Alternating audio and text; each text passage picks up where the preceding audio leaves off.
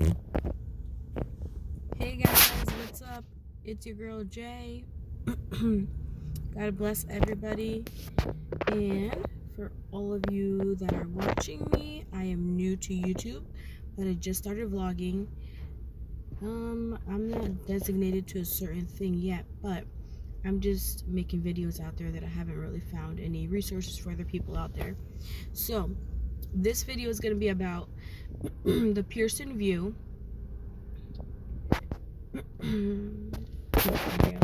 This video will be about the Pearson vue, the NNAAP CNA test for Washington State, because I'm located in Washington. So I just took the test.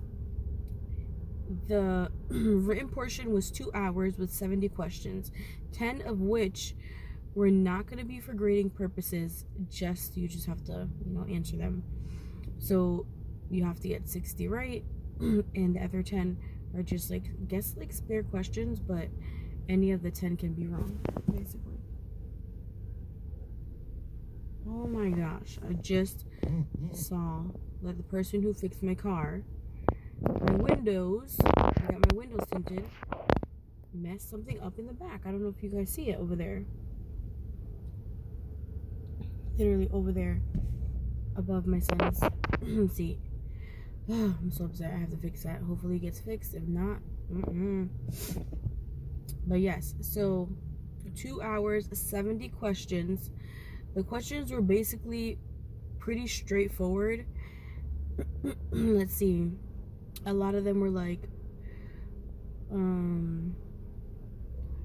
what will you do first if a patient is DNR DNI?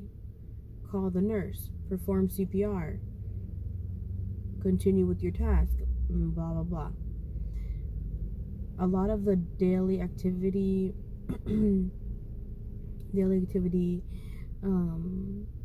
questions were like, when providing foot care, what step goes first?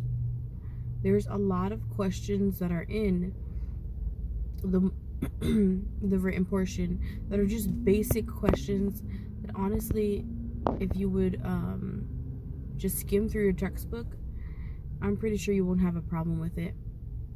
I'm pretty sure that's the most easiest part, because it's just like so common. Like there's just a lot of common questions, and it's not like standardized testing. This is just a written test solely about CNA.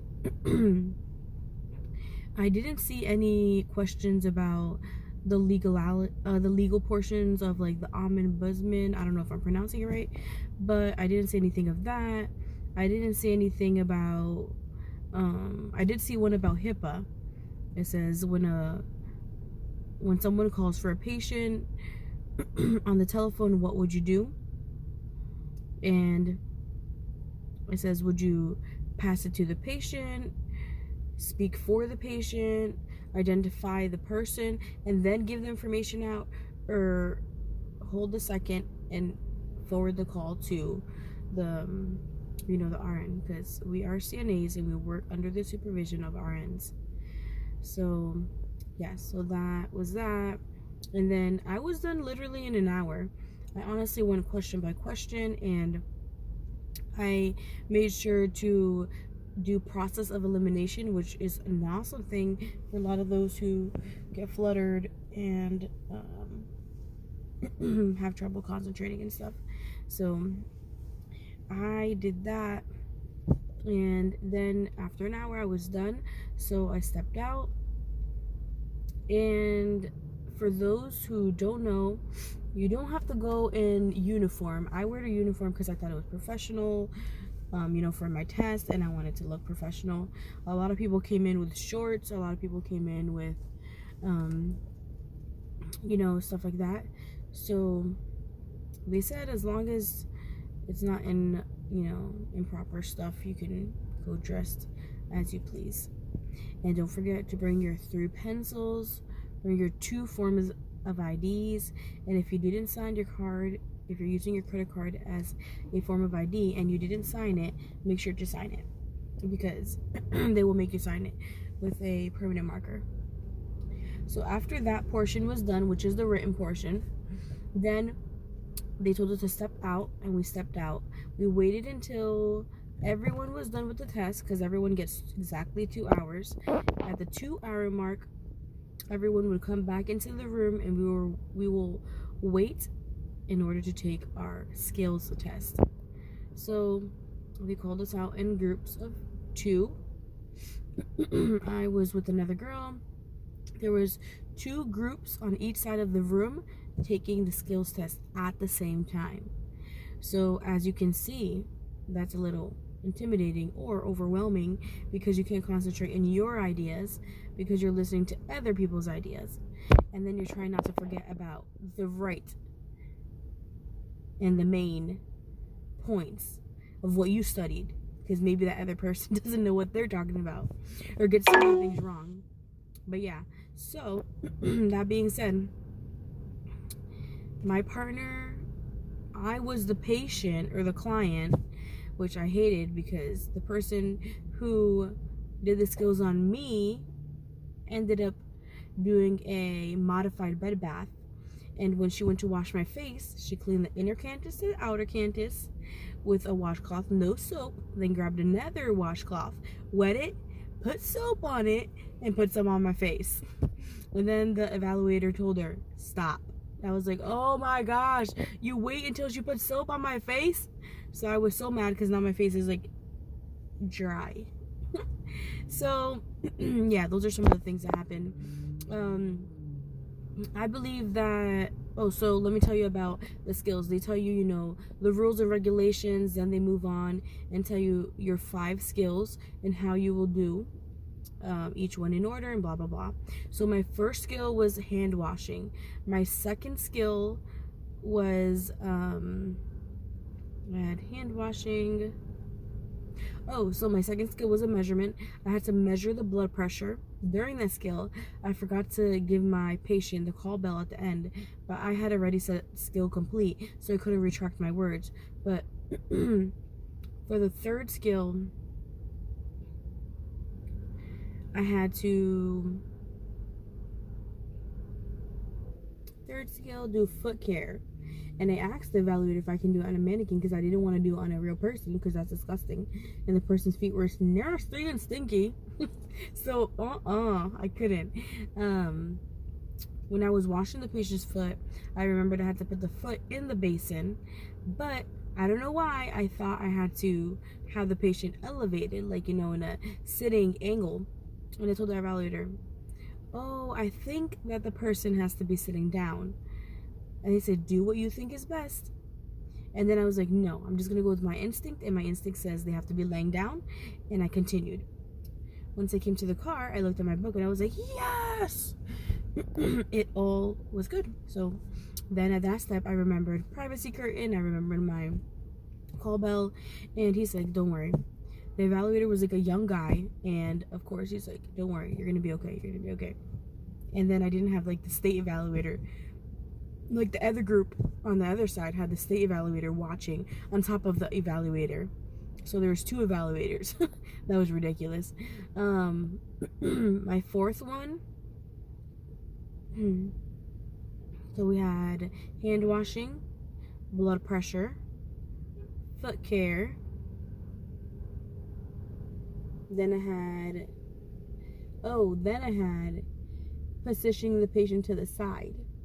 When I had to position the patient on the side, I remembered that there had to be 3 pillows. And the evaluator actually said, I will be your bed rail. I was like, okay. Then he said again, I will be your bed rail. And then I was like, so I'm going to pull up the bed rail. And when I turn you over, make sure to, you're going to be facing the bed rail. I hope that's okay. And then he just giggled. So that was that. I didn't forget technically, because I wasn't at that step yet, but he was giving me a hint. So when that happened, I pulled up the bed rail, supposedly, and then the patient turned.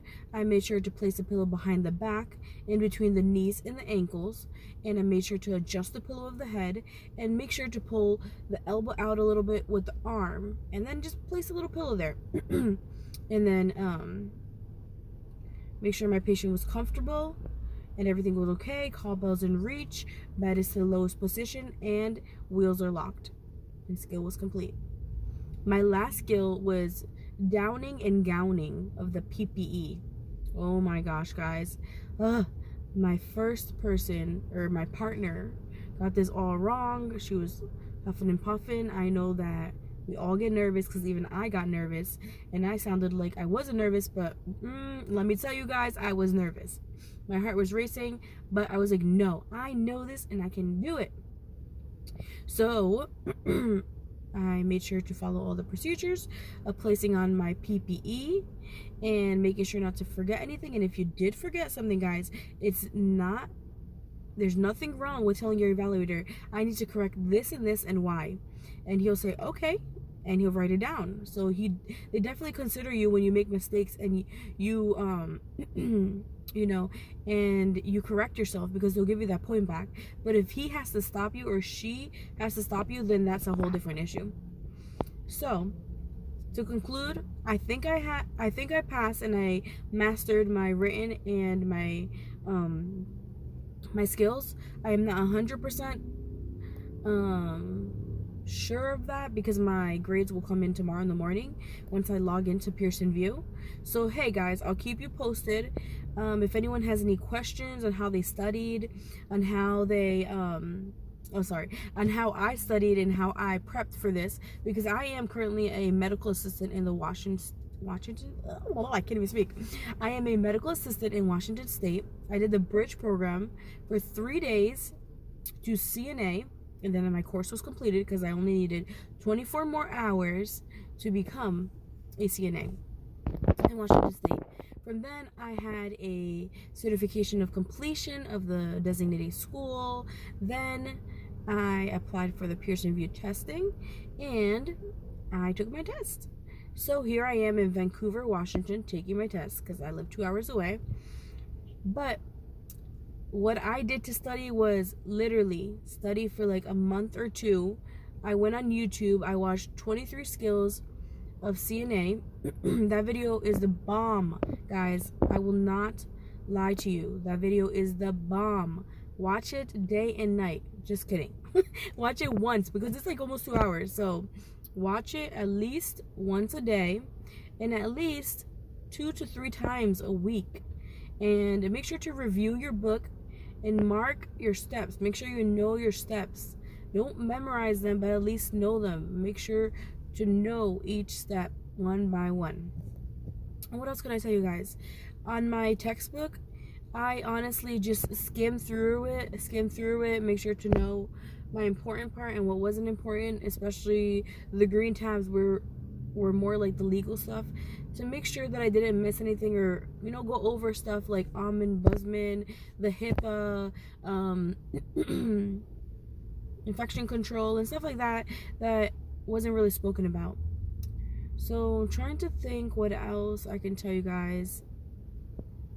And honestly, I think that's it, guys. So I hope this video is helpful and you guys enjoyed it, and I really appreciate being a help, being help to you guys.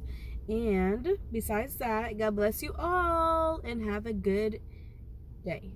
And today is, what is today? October 4th. It is Friday, not payday Friday, but Friday. So it's Friday, October 4th, 2019. Bye.